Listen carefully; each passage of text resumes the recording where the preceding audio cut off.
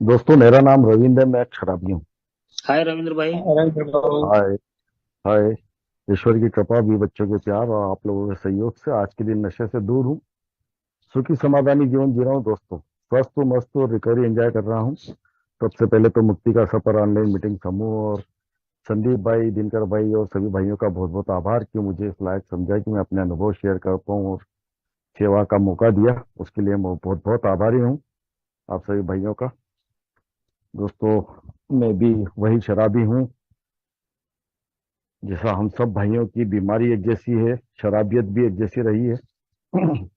तो शराबियत का ज्यादा दौर बताने से तो कुछ मतलब है नहीं, क्योंकि सभी जानते हैं कि हम सब एक जैसे ही हैं। कुछ 19 है, कुछ 20 का सफर रहा है मेरा। थोड़ा सा शार्ट में मैं अल्कोहलिज्म बता देता हूँ। मैंने करीब 35 से 36 साल शराब पी है।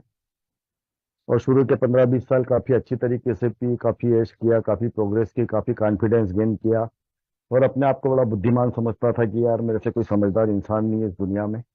और मैं बहुत अच्छी ग्रोथ कर रहा हूँ। एक शिक्षक परिवार, सभ्य परिवार में पैदा हुआ था।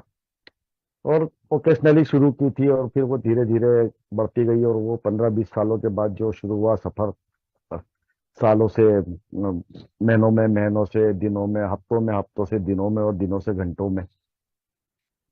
और इस बीच में वो सब मैंने किया है जो आप हम लोग शेयरिंग में सुनते हैं हमारे भाइयों की, ओल्ड फेलो मेंबर्स की। मैंने चोरियां की, घर में बाहर टोपियां पिनाई लोगों को, उधार लिए, झूठ बोल के मारा कुटी की, जेल थाने गया, जेल तो नहीं गया। जुआ खेला, वेश्यावृत्ति की, सट्टा खेला, सब करा। वो सब बुरे काम किए जो नहीं करना चाहिए थे। और आखिरी में ये शराब, ये नशा धीरे धीरे करके आखिरी की जो मेरे 7-8 साल थे उसमें इतना नजदीक आते गया और इतनी चुपचाप मेरे जीवन में उतरते चला गया कि कब मेरी सारी चीजें मुझसे दूर जा रही थी धीरे धीरे करके, मुझे समझ में नहीं आ रहा था। आखिरी में मेरी स्थिति ये हो गई कि मेरा जो लाखों का बिजनेस था वो जीरो हो गया। मेरे यहाँ काम करने वाले लोग थे वो छोड़ के चले गए। मेरी कार बिक गई, मेरा ड्राइवर चले गया। मतलब सब चीजें मुझसे धीरे धीरे दूर चली गई। मैं पहुंच गया था कि मेरे को किसी चीज से कोई फर्क नहीं पड़ रहा था। मेरे को किसी चीज से कोई लेना देना नहीं था। मुझे मेरी शराब और मैं, मुझे मेरा नशा और मैं, बस इसके अलावा कुछ भी नहीं लग रहा था। और आखिरी दौर, मतलब आते आते ये स्थिति हो गई थी कि मेरा बच्चा बड़ा हो चुका था, उसका ग्रेजुएशन हो चुका था, उसको आगे पढ़ना था, एमबीए करना था, कुछ बहुत उसकी महत्वाकांक्षाएं थी। लेकिन मेरी स्थिति ये देखकर मेरा बिजनेस जीरो, मैं कुछ घर में सपोर्ट नहीं कर पा रहा था और मैं पूरी तरीके से सिर्फ नशे में डूबा हुआ था। तो मैं अपना एजुकेशन छोड़ के और पूरा घर का कार्यभार संभालना, मतलब रोजी रोटी, मेरी मिसेस और मेरी एक छोटी बच्ची थी, उसका बच्ची है, उसका देखभाल का जिम्मा सब उसके पास था। और मैं अपनी शराब में डूबा हुआ था।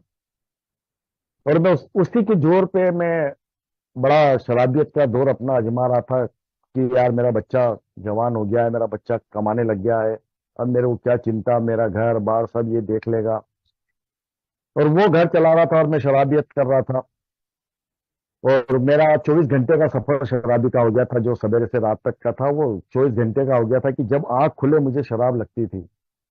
मतलब मैं हळकुला कुत्ता होता है ना, आपण म्हणतो ते हळकुला कुत्रा असतं ते कापतं, असं हालत राहतं. तर जोपर्यंत माझ्या शरीरामध्ये 10-5 पेग नाही जातात तोपर्यंत माझं शरीर उभं नव्हतं राहत. मग ते रात्रीचे 2 वाजले असेल की दिवसाचे 2 वाजले असेल, म्हणजे 24 तास फक्त मी डोळे बंद व्हायचे तेव्हाच बिस्तरवरती पडायचो या फुटपाथ वरती पडायचो। वो सुअर वाली जिंदगी हो गई थी मेरी कि अगर मैं ठिए पे पी रहा हूँ तो वो वहां गंदे उस पे फुटपाथ पे ही सो जाना, कूड़े कचरे में से गिलास उठाना, उसमें को धो लेना, उसी में पैक बनाना और पीना। तब मैं इम्पोर्टेड से चालू करी थी तो वो कहाँ के कहाँ पहुंच गया था मैं। वो कुछ भी मेरे को फर्क नहीं पड़ रहा था। आखिरी में 10-10 20-20 रुपए लोगों से मांगना, भिखारीपना, मतलब कुछ भी इथिक्स नहीं बचा था, कुछ भी संस्कार नहीं बचे थे, पूरी तरीके से विकृत हो चुका था मैं। और ये दौर मेरा चल रहा था, और ईश्वर को शायद कुछ और मंजूर था, शायद मेरे जीवन में एक बड़ी घटना घटी कि मेरा जो बच्चा था 22 साल का, हष्ट पुष्ट था। किसी प्रकार की कोई बीमारी नहीं थी, किसी प्रकार का कोई व्यसन नहीं था, और वो जो अपना नौकरी कर रहा था, तो काफी टाइम से लॉकडाउन में घर पे काम कर रहा था, तो वो बोला बाबा यार मैं, मेरे दोस्त और गोवा जा रहे हैं, मैं घूम के आ जाता हूँ गोवा 5-6 दिन के लिए। 6 तारीख को मेरी फ्लाइट है और 12 को रिटर्न फ्लाइट है। मैंने लगा हो क्या जाए यार बेटा यार, मेरे को तो क्या फर्क पड़ रहा था उसके रहने नहीं रहने से, मेरे को तो कुछ सिर्फ नशा था कि नशा करना है, तो मिला हो क्या आ जा तू। और नेचुरल भी था कि वो घर में था, बोर हो रहा था, तो हो क्या आ जा। और वो गोवा घूमने गया था 6, 7 और 8 तारीख तक, उससे अच्छी बातें हुई। 8 तारीख को मेरा बच्चा सोया गोवा में, और 9 तारीख को खबर आई कि यार मेरा बच्चा नहीं रहा, बोले उठा ही नहीं हो। ये खबर सुनना था, और मेरे को यार एक और बहाना मिलना था। मैं बहाना इसलिए बोल रहा हूँ क्योंकि अब मैं जब प्रोग्राम में आया हूँ तो समझ पा रहा हूँ इस चीज को कि वो मेरा बहाना ही था, कि मैं वो अनसंड शराब पीने लग गया। मतलब जो घर में नहीं पीता था, घर पे लाके फुल के फुल, क्वार्टर के क्वार्टर की पेटियां रख दी, और दिन भर शराब पीना। जो थोड़ी बहुत शर्म आया थी कि यार मोहल्ले में नहीं गिरता था, चौराहे पे नहीं गिरता था, फुटपाथ पे उधर ही सो जाता था, तो वो नशे में आना और फिर चौराहे पे गिरना, मोहल्ले में गिरना। मेरे बच्चे की डेथ के बाद मेरी ये हालत हो गई कि यार इनको लगा मेरी मिसेस को और मेरी बच्ची को कि ये भी मर जाएगा, इसको डालो भैया नशा मुक्ति केंद्र में, नहीं तो बेटा तो चले गया, भाई तो चले गया है। इन्होंने सोचा अगर ये भी चले गए तो क्या होगा अपना। तो मेरी जान बचाने के लिए इन्होंने मुझे नशा मुक्ति केंद्र में डाला, और वही मेरे नशा मुक्ति केंद्र में पहुंचने के बाद मुझे तो होश था नहीं, मैं इतना नशे में था। मैंने जैसा बताया मैं 24 घंटे नशे में रहता था। तो होश आने पे नशा मुक्ति केंद्र में समझ में आया कि मैं कहीं बंद हो गया हूँ, नशा मुक्ति केंद्र बोलते हैं इसको, और वहां मेरा वो जो विकराल रूप, और वो इनको, बीबी को मार डालूंगा, बीबी को घर से निकाल दूंगा, बच्ची को मार डालूंगा, इनकी हिम्मत कैसे हुई मुझे नशा मुक्ति केंद्र में डालने की, इनकी 12 बजा दूंगा, इस तरीके के विचार। क्योंकि उस समय मेरा दिमाग पूरा शराबियत पे ही था, और ये सब चल रहा था 2-4 दिन तक, 6 दिन तक वहां, जब तक मेरा डिटॉक्स नहीं हुआ। वहां फिर मुझे डिटॉक्स करा गया, और 7-8 दिन बाद जब मेरे को सेशंस चालू हुए वहाँ, तो मैं अपने आप सब्जेक्ट पे आता हूँ अल्कोहलिक एनोनिमस के, कि वहाँ ये मुझे एक सुंदर प्रोग्राम मिला। और फिर जब मैं प्रोग्राम यहाँ पे, मेरे को मेरे काउंसलर ने बताना चालू किया और पढ़ाना चालू किया, और सब चीजें जब बताना चालू करी, तो यार मेरे को लगने लगा यार मेरे में परिवर्तन आने लगा। मैं वहाँ चीजें समझने लगा, जब मेरे को ईश्वर की कृपा रही कि वो प्रोग्राम फर्स्ट स्टेप से ही चालू हुआ, वहाँ बिग बुक रीडिंग का जो था समझाने का। तो उन्होंने जब मुझे यार वो बीमारी समझाई, तो मेरे को बीमारी समझने में यार काफी टाइम नहीं लगा, मेरे को एक्सेप्ट करने का। यहाँ बाद में समझ में आया ये सब जो शब्दों यहाँ अल्कोहलिक एनोनिमस में आके सुने, स्वीकारता, एक्सपेक्टेशन, ये सब चीजें, तो वहां मेरे को समझ में आया यार कि मेरे को जो उन्होंने बीमारी बताई यार, मेरे साथ सब ऐसा ही हुआ। क्योंकि मेरे 35 साल के जीवन में मैंने करीब 15 से 20 बार शराब छोड़ी होगी, लेकिन उस समय मैं वो शराब छोड़ने को अपना विल पावर समझता था, कि यार मैं जब चाहे तब मैनेज कर लूंगा, मेंटेन कर लूंगा, जब चाहे तब छोड़ दूंगा। लेकिन मैंने वो कभी नहीं देखा कि यार मैंने 15-20 बार छोड़ी तो वापस पी भी तो थी, वो पी वाली ध्यान नहीं रहती थी, बस छोड़ी वाली ध्यान रहती थी, और उसको मैं अपना विल पावर समझता था। लेकिन जब यहाँ आके उन्होंने बताया यार कि तेरी यार बीमारी ऐसी है कि जिसको कोई भी मानवीय शक्ति ठीक नहीं कर सकती है यार, इसका कोई इलाज नहीं है, तो मेरे को समझ में आया यार कि मैं 35 साल में यार 4 बार आईसीयू में भर्ती हुआ। उस समय मैं ये मानने को तैयार नहीं था कि मैं ये अपनी शराबियत के कारण भर्ती हुआ। मैं हमेशा ये सोचता था यार मेरा बीपी कम हो गया तो मैं कोलेप्स हो गया, घर वाले बेचारों की जान निकल जाती थी कि मर गया, ये लटका के ले जाते थे, आईसीयू में भर्ती करते थे। आईसीयू में मेरा ट्रीटमेंट करता था डॉक्टर यार, डॉक्टर ने कभी नहीं बोला तेरे को कोई बीमारी है यार, बोले यार कम पिया कर, देख के पिया कर, मत पिया कर इतनी। तो वो मेरा इलाज करता था, और वो मेरे को छोड़ देता था, और मैं घर आता था, और 2-4 महीने क्या, 20 दिन, 25 दिन, महीना भर मुश्किल से सही रहता, और फिर पीने चले जाता था। तो मैं कनेक्ट कर पाया यार, ये बोल रहे हो सही है यार, क्योंकि मेरे को बाबा टावा के पास भी ले गए, गंदे दौरे बनवाए। तो मैं तो सीधे वहां से आके तो ठेके पे ही जाता था पीने। मेरे को कोई फर्क नहीं पड़ा, बहुत डराते थे बिजली गिर जाएगी, मर जाएगा, सांप काट खाएगा। तो कुछ ने तो यार आधा क्वार्टर पिलाया। वो बोला यार अब पिएगा तो मर जाएगा, आखिरी तेरी। तो वो आधा क्वार्टर पीने के बाद मेरी एलर्जी चालू होती थी, तो मैं वापस ठीक पे जाके पीता था। तो मेरे को यार उन्होंने बताया यार ये तेरी एलर्जिक प्रॉब्लम है यार, जब तू पीता है ना तो तेरे शरीर में एलर्जी चालू हो जाती है। तेरी बीमारी यार तीन तरीके से काम करती है: मेंटल ऑब्सेशन, एलर्जिक प्रॉब्लम, और आध्यात्मिक पतन। मेंटल ऑब्सेशन उन्होंने बताया यार, तू जब तेरा यार शराब पीता है तो साला तू जब पीता है तब अगली बार का सोचता है कि कहाँ पीऊंगा, कैसे पीऊंगा। तेरा ऑब्सेशन खत्म ही नहीं होते, कैसे व्यवस्था करूंगा पैसे की। एलर्जी क्या है, जब तू सोच के जाता है घर से कि बोले एक क्वार्टर ही पीऊंगा या एक 30 ml ही पीऊंगा, लेकिन वो पी के तू संतुष्ट नहीं होता यार तेरा, तो वो जब तक कोटा पूरा नहीं होता तब तक तू पीते ही रहता। उन्होंने बताया यार तेरे को है ना, ढक्कन खोलते आता है बंद करते नहीं आता, ये तेरी बीमारी है। मैं समझ पाया यार कि मैं जिन लोगों के साथ बैठता था यार, वो अपना एक क्वार्टर पी के घर चले जाते थे, सवेरे उठ के काम पे चले जाते थे। लेकिन मैं उनके जाने के बाद भी बैठा रहता था कि यार पीऊंगा अभी, तो यार मेरा कोटा नहीं हुआ पूरा। जब तक मैं टुन्न नहीं होता था, या तो घर मेरे रास्ते में आते समय एक्सीडेंट होता था, या घर आके बिस्तर पे गिरता था, मेरे को कोई होश नहीं रहता था खाने का करने का। तो ऐसी स्थिति तक नहीं पहुंचता, तब तक पीते रहता। तो मैं कनेक्ट कर पाया यार कि हाँ यार ये मेरे को एलर्जिक प्रॉब्लम तो थी यार, मैं कभी भी अपने हिसाब से शराब नहीं पी पाया। क्योंकि अगर मेरे को किसी पार्टी में भी जाना रहता था, मालूम था कि वहाँ शराब होगी, तो मैं अपना एक क्वार्टर पहले पी के जाता था यहाँ से। तो ये मेरी इस तरीके की बीमारी में वो कनेक्ट कर पाया वहां पे। और फिर उन्होंने बताया यार आध्यात्मिक पतन, यार मेरा वास्तव में आध्यात्मिक पतन हो गया था। मैं ना किसी बड़ों का सम्मान करता था, गाली गलौज, चोरी चमारी, झूठ बोलना, ये सब चीजें मेरे में आ गई थी। मेरे को किसी चीज का वो नहीं था, तो वो समझ में आया वो आध्यात्मिक पतन। तो वहां मेरे को बताया गया यार दोस्तों कि यार ये जो तेरी बीमारी है बहुत खतरनाक है, इसको कोई मानवीय शक्ति ठीक नहीं कर सकती है। तो मेरे को वो दिमाग में बैठ गया वहां। और उनने बोला यार कि तू शराबी था, शराबी है और शराबी रहेगा। तो मेरे को ये चीज समझ में नहीं आ रही थी, तो यार उन्होंने मेरे को समझाया कि जब मैं शराब छोड़ भी दूंगा, 1 महीना, 2 महीना, 2 साल, 10 साल, 20 साल, 30 साल, उसके बाद अगर मैं ये कोशिश करूंगा कि यार मैं यार एक पेक पी लूं या एक क्वार्टर पी लूं, तो ये जो तेरी बीमारी है तेरे अंदर बढ़ती हुई बीमारी है। बोले जैसे ही तू वो एक क्वार्टर पिएगा तो तेरी एलर्जी चालू हो जाएगी, और तेरे को संतुष्टि नहीं होगी, और जो तेरा रिलैप्स होगा, वो तेरे को जो 35 साल लगे थे इस स्थिति में पहुंचने को, वो 10 साल, 10 दिन में पहुंच जाएगा, तो उसी स्थिति से बदतर स्थिति में। तो ईश्वर की तो कृपा रही यार कि मेरे को बात समझ में आ गई थी। तो मैंने तो ये कोशिश नहीं करी कि यार मैं सोशल ड्रिंकर बन जाऊं या 30 ml पी लूं अभी तक।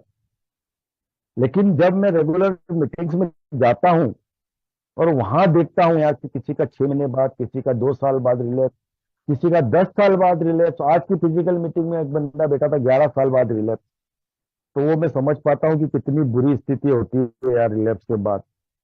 तो ये मुझे वहां पे यार समझ में आता है फिजिकल मीटिंग्स में यार कि रिलैप्स क्या होता है और रिलैप्स के बाद हालत क्या होती है, और वो गिल्टी क्या होती है, और उससे निकलना कैसा मुश्किल रहता है, वो चीज में समझ में आती है दोस्तों।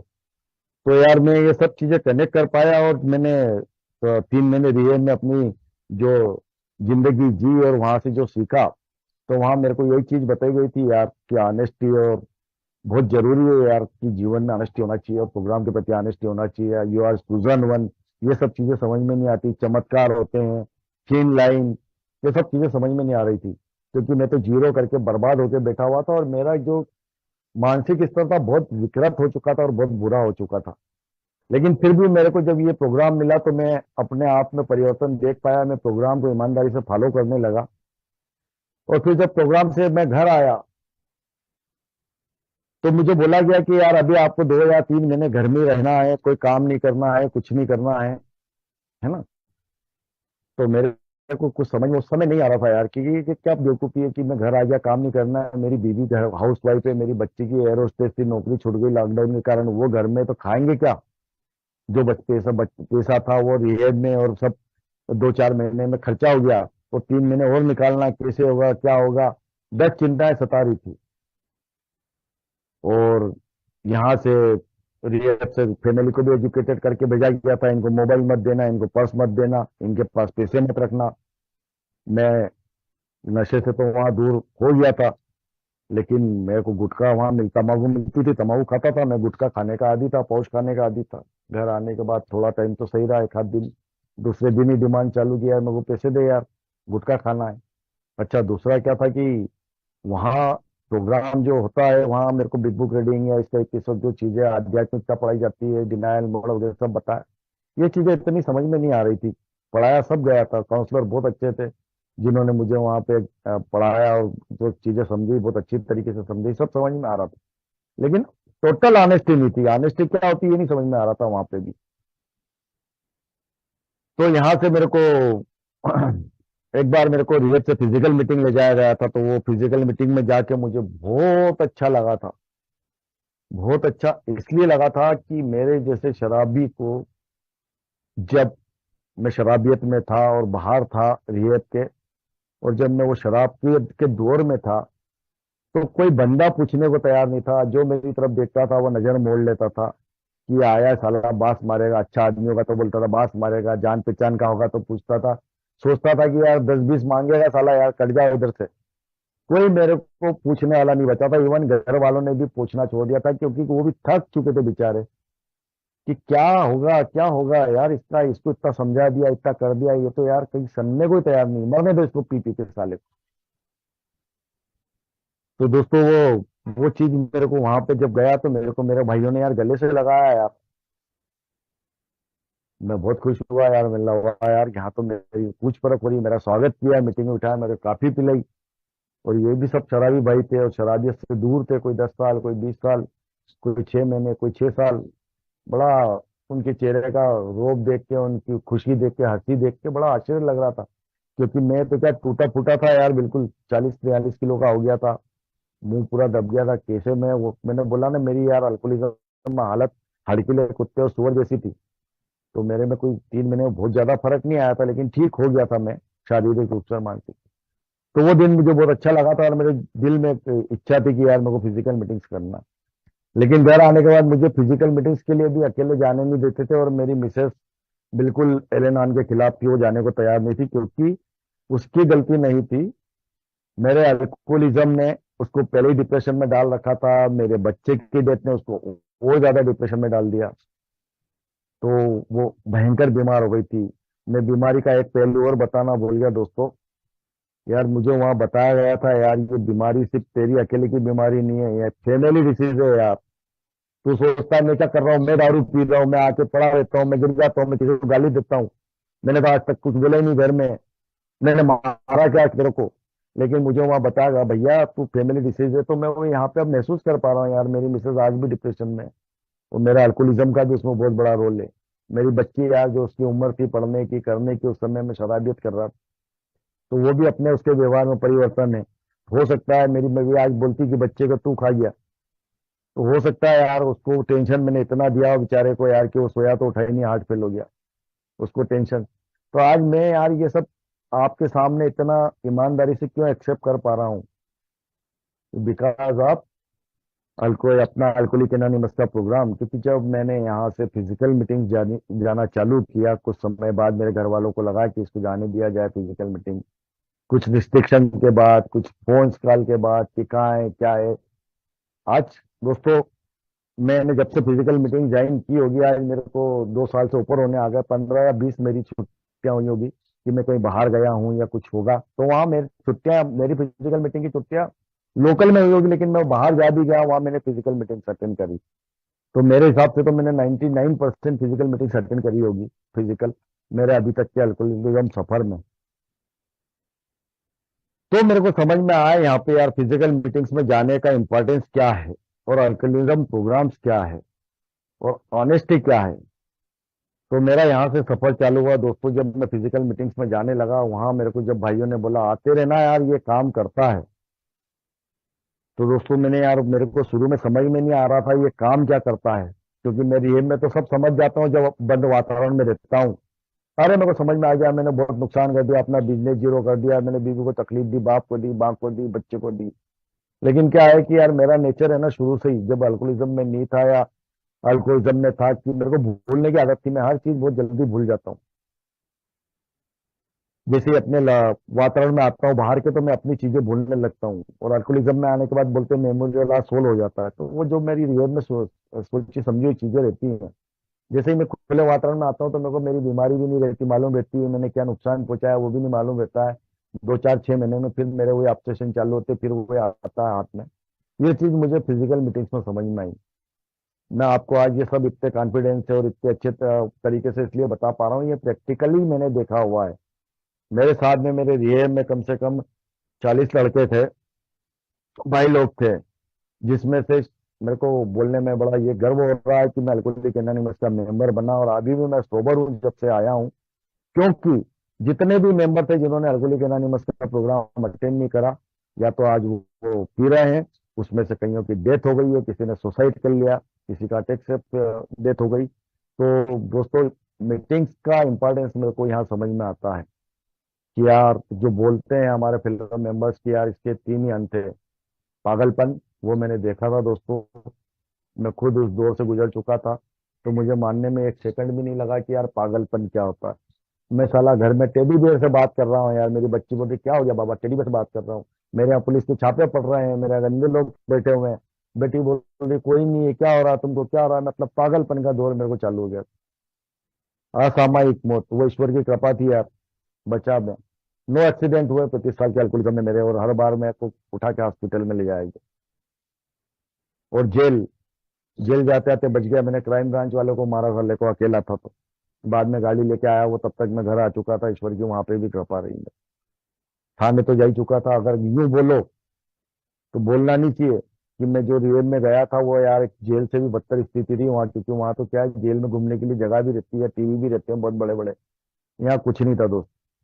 तो ये तीनों अंत में देख चुका था, तो मेरे को यार समझने में बिल्कुल भी वो परेशानी नहीं हुई कि यार ये जो मेरे ओल्ड फिल्म मेंबर बोल रहे हैं बिल्कुल सत्य चीज बोल रहे हैं। तो मैं यार जाते रहा आते रहो, ये काम करता है। तो शुरू शुरू में मैं 15 20 दिन जाते रहा, और फिर उसमें एक हाथ से शेयरिंग में और सुना हाउ। तो मैं तो पढ़ा लिखा हूँ यार, बीएससी फर्स्ट क्लास किया हुआ है मैंने, तो वो मेरे को समझ में आया हाउ कैसे। तो उन्होंने बताया हाउ यहाँ पे ऐसे भैया कि एस से ऑनेस्टी, और से ओपन माइंड, डब्ल्यू से विलिंगनेस। अब ऑनेस्टी तो मेरे को लगता था मेरे जैसा ऑनेस्टी नहीं, मैं कहाँ बेईमानी करता हूँ, किसी से कोई बेईमानी नहीं करता हूँ। ऑनेस्टी का मतलब ये किसी को टोपी नहीं पहनाना, किसी को ये नहीं करना यार। ये तो अल्कोहलिज्म में किया मैंने। वहाँ ऑनेस्टी के मतलब ही उनने चेंज कर दिए यार। ऑनेस्टी बोले ऑनेस्टी यार दूसरों से नहीं, अपने आप के प्रति ऑनेस्टी। अपने आप के प्रति ऑनेस्ट हो जा भाई। अब मैंने बोला अपने आप के प्रति ऑनेस्ट हो जा मतलब क्या। तो बोले अपने आप को तकलीफ पहुंचाना बंद कर। तो अपने आप को क्या तकलीफ पहुंचा रहा हूँ वो तो समझ में आ ही गया था यार, मैं एसिड अपने अंदर डाल रहा था, जहर अपने अंदर डाल रहा था, अपने आप को तकलीफ दे रहा था, इसीलिए दूसरों को तकलीफ दे रहा था। ओपन माइंड हो जा भाई। फिर उनने समझाया जब तक यार तू ये नहीं मानेगा कि तू शराबी है तब तक तेरा दिमाग खुलेगा ही नहीं, क्योंकि मेरे से समझदार इंसान ही नहीं था। तो शराबियत में तो और ज्यादा होशियार हो गया था मैं, कि जो मैं करता हूँ वही सही है, जो मैं बोलूंगा वही सही है, मैंने बोला इसलिए वो हुआ, नहीं तो होता ही नहीं। जबकि ऐसा कुछ भी नहीं था। लेकिन मैं बिल्कुल ठग बेरिंग बंद दिमाग था मेरा तो चारों तरफ से। जब मैंने एक्सेप्ट किया कि यार मैं शराबी हूँ, तब मुझे ओपन माइंड हुआ। ओपन माइंड करने के लिए मेरे को ये समझना पड़ा यार, मेरे को मैं कन्वेंशन वगैरह कुछ भगवान की दया से अटेंड कर पाया, तो यार मेरे को ये समझ में आया फिजिकल मीटिंग्स में यार, कि जब तक मैं अपने आप को दूसरों से ज्यादा समझदार समझूंगा तब तक मेरा दिमाग नहीं खुलेगा। मेरे को हमेशा यही समझना है कि मेरे सामने जो भी बैठा हो मेरे से ज्यादा समझदार है, वो घर में हो, मीटिंग में हो, ऑफिस में हो, सब मेरे से समझदार है, मैं सबसे बड़ा बुद्धू हूँ। क्योंकि मैंने अपनी जो समझदारी की थी, होशियारी की थी, उससे तो मैं इस स्थिति में पहुंचा हूं यार, कि मेरे को नशा मुक्ति केंद्र जाना पड़ा, मुझे हॉस्पिटल में एडमिट होना पड़ा, एक्सीडेंट हुए। वो सब मेरी थी बुद्धि, बुद्धिमान जो समझता था मैं। ये प्रोग्राम में समझ में आया यार। फिर उन्होंने बोला यार learn to listen, listen to learn. मिला यार बिल्कुल सही यार, मैं मेरे जैसा शराबी बिना पिए एक शब्द नहीं बोल पाता था।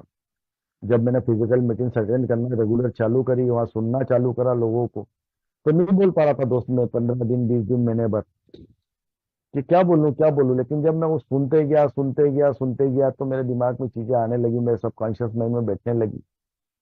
फिर मैं बोलने लगा यार। तो मेरे को यार दिखा यार परिवर्तन, यार learn to listen, listen to learn, सुनो सुनो सीखो। तो समझ में आया कि यार मैं यहाँ आके कुछ मेरे में परिवर्तन आ रहा है। उन्होंने बताया यार यहाँ पे यार शेयरिंग इज द केयरिंग। तो शेयरिंग करो भैया यार, अपने अंदर का नाला साफ करो। तो नाला गटर समझ में नहीं आ रही थी कि यार, बोले जो बुराइयां करी है। रिहब में भी बताया था, लेकिन वहां पे इतनी खुल के शेयरिंग नहीं करी। फिर फिजिकल मीटिंग्स में जब बोले कि यार जब तक तुम बाहर का निकालोगे नहीं तो अंदर कैसे जाएगा, मेरे को कई अलग अलग उदाहरण देके बताया लोगों ने यार। बोले यार मेमोरी अगर मोबाइल की पूरी फुल हो जाती तो क्या करना पड़ता है। बोले सब डिलीट करके खाली करना पड़ता है, फॉर्मेट करना पड़ता है, तब जाके नई चीजें जाती हैं। तो मेरे को समझ में आया यार कि मेरे को मेरा नाला साफ करना पड़ेगा। किसी ने उदाहरण दिया, नाली चौक हो जाती कि नहीं यार, नाला चौक हो जाता है। जब तक वो कचरा बाहर नहीं निकालेंगे, सब साफ नहीं करेंगे, तब तक साफ पानी नहीं बहेगा उसमें, पानी आगे फ्लो नहीं होगा। तो मैंने यार अपनी शेयरिंग्स करना चालू करी, शेयरिंग्स करना चालू करी। जब मैंने अपनी शेयरिंग चालू करना जैसे जैसे चालू करी, वैसे वैसे मैं अपने को हल्का महसूस करने लगा यार। तो मेरे को दूसरा यार उन्होंने बताया learn to listen, listen to learn. तो समझ में आया यार कि मिलना, हाँ यार इससे ही फर्क पड़ता है। मेरे को यार ऐसे टूल्स पे टूल्स जब फिजिकल मीटिंग्स में जाने लगा तो मिलने लगे एक एक करके। फिर उन्होंने बोला यार one day at A time, एक दिन का प्रोग्राम है दोस्त। शुरू में मैं बहुत रोता था यार, ये में भी बहुत रोया, फिजिकल मीटिंग्स में भी बहुत रोया। अरे मैंने ये कर दिया, अरे मैंने ये कर दिया, मेरा बच्चा मर गया, मैंने पैसे उड़ा दिए, मैंने ये कर दिया। उनने बताया यार, बोले भाई जो हो गया सो हो गया, वो तूने नहीं करा यार। तू कोई खराब इंसान नहीं है, तू कोई पागल इंसान नहीं है, तू एक बीमार इंसान था। जो तेरी बीमारी ने तेरे से गलतियां करे उसका पश्चाताप मत कर यार, रोता मत रे। अब तू रिकवरी में आ गया है। तू पहले अकेला था, अब तेरे साथ इतनी बड़ी फेलोशिप है यार, तेरे साथ इतने भाई बंधु हैं यार। तो यार मेरे को समझ में आया यार कि वो पुराने रोने से तो मेरे पाप साफ हो नहीं रहे थे। कोई मैं कुछ बहुत बड़ा वो रो रो के रोज वहां पे वो जो बताता था, अरे मेरी बीवी ऐसा बोलती, मेरी ये ऐसा बोलती, मेरा बच्चा मर गया। तो रोने से क्या होगा यार, कुछ नहीं होगा। वही प्रोग्राम फॉलो कर, प्रोग्राम बोल रहा है एक दिन का प्रोग्राम है। तू यार इस पे रोए मत, उसको खजाने के रूप में ध्यान रख कि तेरी बीमारी ने तेरे से जो गलतियां कराई ना, अब तो अच्छा हो गया, अब वो गलतियां मत दोहराना।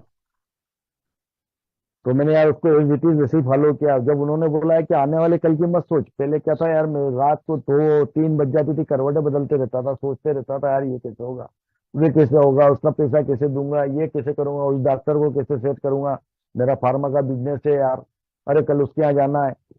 सोच सोच के साला रात को 2 2 3 3 बजे तक नहीं सोता था।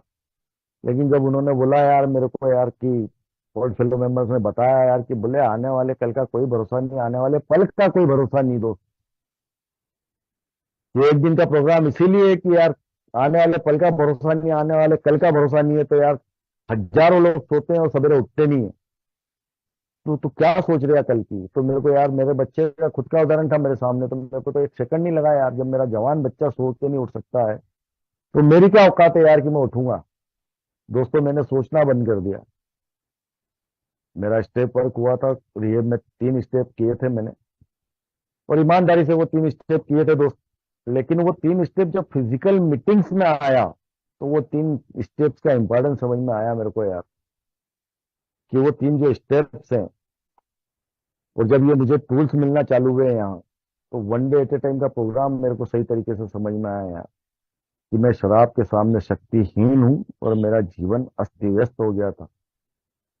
तो मुझे समझ में आया यार कि वो बोलते ना यार, सरेंडर सरेंडर, कि यार सरेंडर से बंदूक लेकर कोई खड़ा हो तो ही सरेंडर नहीं करना है यार, या परिस्थिति आ जाए तो सरेंडर नहीं करना, मुझे रोज सरेंडर करना है। One day at A time का प्रोग्राम। एक बार सरेंडर होके काम नहीं चलेगा कि मैंने यार एक बार सरेंडर कर दिया, कि मैंने अरे मैंने मान लिया भी है मैं तो शराब के सामने शक्तिहीन हूँ, अब कोई जरूरत नहीं है मुझे रोज रोज मानने की। तो मैंने भैया मान लिया यार कि मेरे को रोज सरेंडर करना है, one day at A time के हिसाब से रोज प्रभु भगवान से शक्ति मांगना है कि प्रभु आज के दिन मुझे उस शराब के जहरीले घूंट से दूर रखना, मेरी मदद करना। जब मैं ये करने लगा यार तो मेरे को शक्ति मिलने लगी यार, कि नहीं मेरे को एक दिन के हिसाब से चलना है। मेरे उच्च शक्ति से रोज मुझे ये उसमें विश्वास रखना है कि यार ये मेरा मानसिक स्वास्थ्य सुधारेगी, उस पर पूरा विश्वास करना है। जो मेरा दूसरा कदम कहता है कि मैंने माना कि हमसे भी बड़ी एक उच्च शक्ति है जो मेरे मानसिक स्वास्थ्य को सुधार देगी।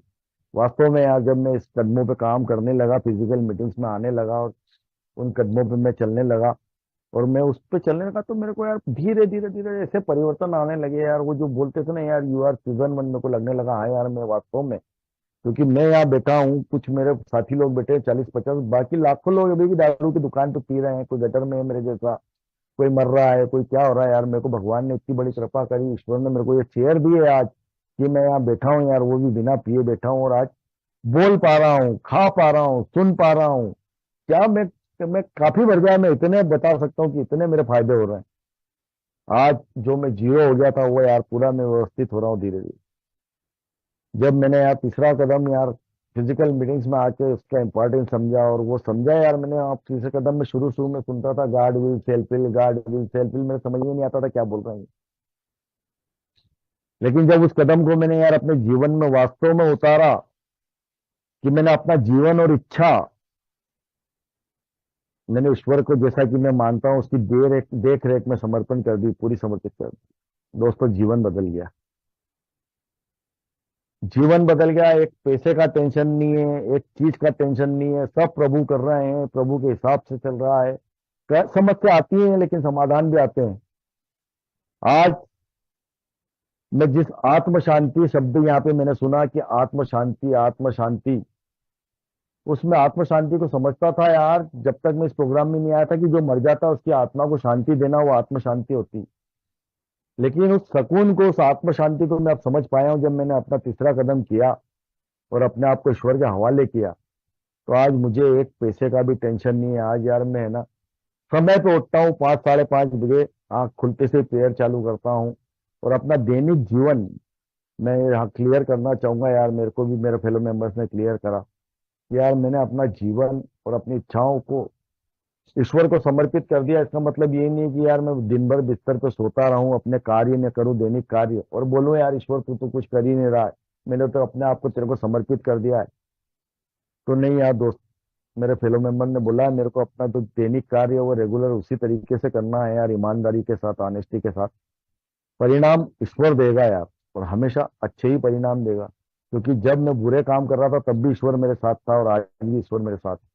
तो आज अगर मैं अच्छे काम कर रहा हूँ तो उसके अच्छे परिणाम आ रहे हैं, और मेरा जीवन धीरे धीरे करके सुधर रहा है। आज जीवन में सुकून है, शांति है, ईश्वर की कृपा से 2 जून की रोटी है, कपड़े हैं, लत्ते हैं, बीवी खुश है, बच्ची खुश है, सब जने खुश है, आसपास के लोग खुश हैं। सब जो मेरे पड़ोसियों ने देख के मुंह मोड़ते थे आज रुक के बात करते हैं, आज रोक के बात करते हैं। परिवर्तन मेरे में आया है। मेरी प्रेयर कहती है कि मैं किसी को नहीं बदल सकता हूँ, लेकिन वो प्रेयर भी इतनी सुंदर है दोस्त की यार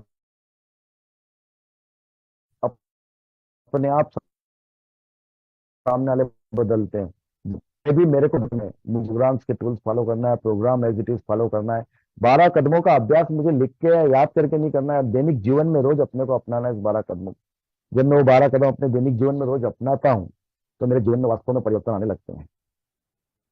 तो इसी तरीके से one day at A time के हिसाब से यार मैं जीवन जी रहा हूँ अपना, और बहुत सुकून है, बहुत शांति है, किसी तरह की कोई समस्या नहीं है। और मैं as it is programme follow करता हूँ जो मेरे ओल्ड फेलो मेंबर्स मुझे बोलते हैं।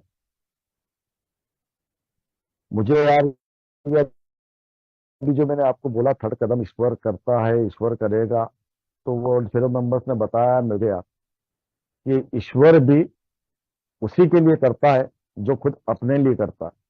अगर मैं नहीं कुछ करूंगा तो ईश्वर भी मेरे लिए कुछ नहीं कर पाएगा। तो इसका मतलब यहाँ पे मुझे धीरे धीरे करके समझ में आया यार कि ये सेल्फिश प्रोग्राम है। मैं यहाँ मीटिंग्स में अपने आप पे काम करने आता हूँ, मैं दूसरे को देखने नहीं आता हूँ, तो ये थोड़ा समझने में टाइम लगा।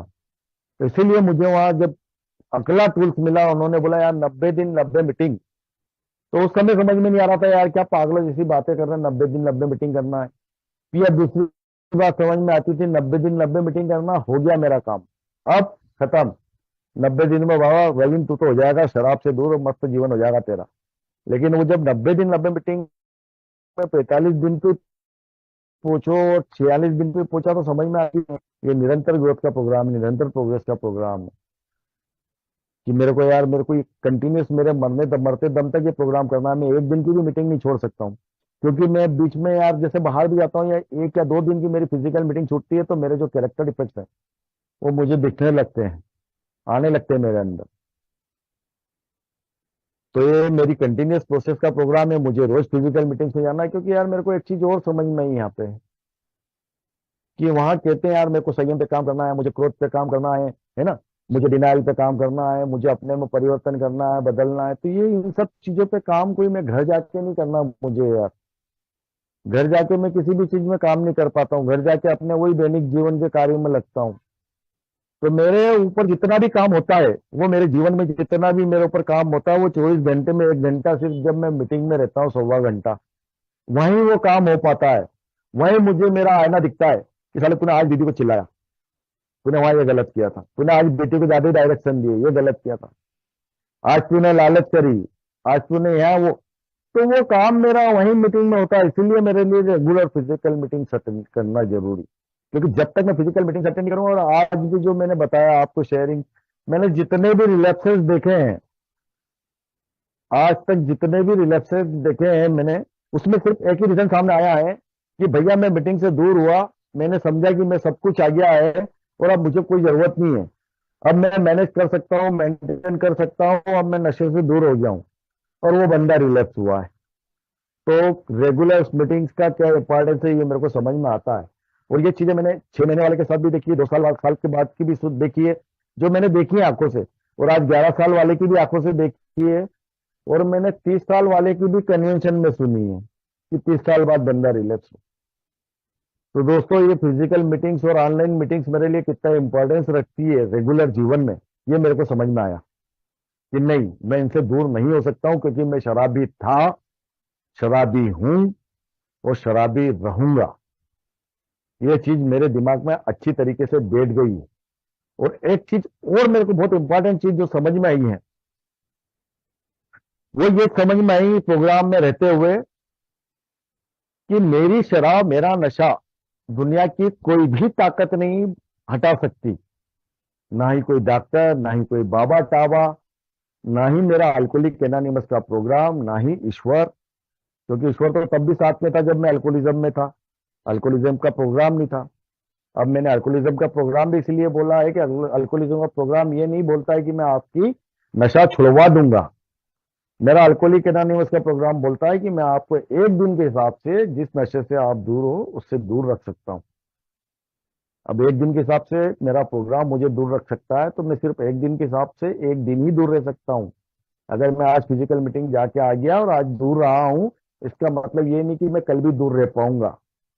इसलिए मुझे रोज फिजिकल मीटिंग अटेंड करना दो, और रोज मुझे अपने आप पे काम करना है। और मेरी नशा मैं ही छोड़ सकता हूँ। मैं स्पॉन्सर ले लूं और बोलूं कि स्पॉन्सर को मैं बोलूं यार स्पॉन्सर मेरे को बोल रहा है ये करना है, मैं बोलूं हाँ कर लूंगा, और मैं करूँ नहीं, तो कोई कोई ताकत मेरे स्पॉन्सर भी नहीं मेरा नशा छुड़वा सकता।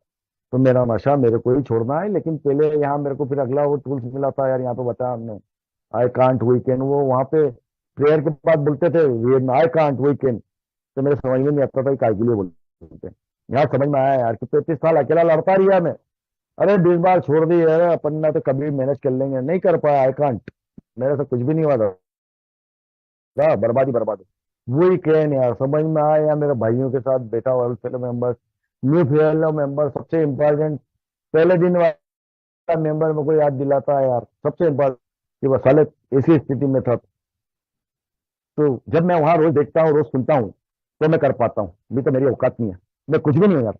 जो मैं अपने आप को, मैं आखिरी में बोलूंगा यार, कि मैं जो अपने आप को बुद्धिमान होशियार समझता था ना, उस बुद्धि से, उस होशियारी से जीवन नहीं चलता है। यहाँ आके मुझे मालूम पड़ा कि ये जो जीवन जीने के लिए जरूरत है, वो सद्बुद्धि की है। और वो सद्बुद्धि अल्कोहलिक एनोनिमस के प्रोग्राम में आके 12 कदमों का अभ्यास करके ही धीरे धीरे आती है। वो शायद वो मेरे को इस प्रोग्राम में आने के बाद जब सद्बुद्धि आई, तो मुझे फेलो मेंबर ने बताया बुद्धि और सद्बुद्धि में यही फर्क है, कि जब मुझे सद्बुद्धि आती है तो मुझे गलत और सही का पहचान होती है। मैं जब बुद्धिमान समझता था अपने आप को, तो मुझे मेरे हिसाब से सब सही लगता था। लेकिन आज मुझे समझ में आता है कि क्या गलत है, क्या सही है। और मैं परफेक्ट कभी भी नहीं हो सकता हूँ, इसीलिए मुझे निरंतर रोज जाना है, और रोज मुझे मीटिंग अटेंड करना है, फिजिकल ऑनलाइन। तब मुझे मालूम पड़ेगा कि यार मैं कहाँ गलती कर रहा हूँ। इसीलिए आजकल जब मेरे से गलतियां होती तो मुझे स्पॉट इन्वेंट्री भी हो जाती है। रात की इन्वेंट्री तो करनी है, लेकिन स्पॉट इन्वेंट्री भी हो जाती है। कई बार मैं यार रोड पे कोई कट मार के जाता और एकदम मेरे मुंह से गाली निकल, अरे यार तू क्या कर रहा है रविंद्र, तेरे को क्या मतलब है? तू बता सकता है कि उसको, उसकी वो बाइक ऐसी है, स्पोर्ट्स बाइक है, वो ऐसी चलाएगा? तेरे गुस्सा आने से क्या होगा, चलान दे। तो ये चीजें मैं स्पॉट स्पॉट इन्वेंटरी कर पाता हूँ बीबी के सामने कुछ। आज गार्ड व्हील और सेल्फ व्हील में फर्क समझ पाता हूँ। जो मैं अपनी दिमाग चलाता था, अपनी बात करता हूँ, आज मेरे को किसी भी कही हुई बात पे किसी का गुस्सा नहीं आता है, नो डिजायर है, किसी से कोई अपेक्षा ही नहीं है। ओवर थिंकिंग बंदे, one day at A time के हिसाब से कोई फालतू की बातें नहीं सोचता हूँ।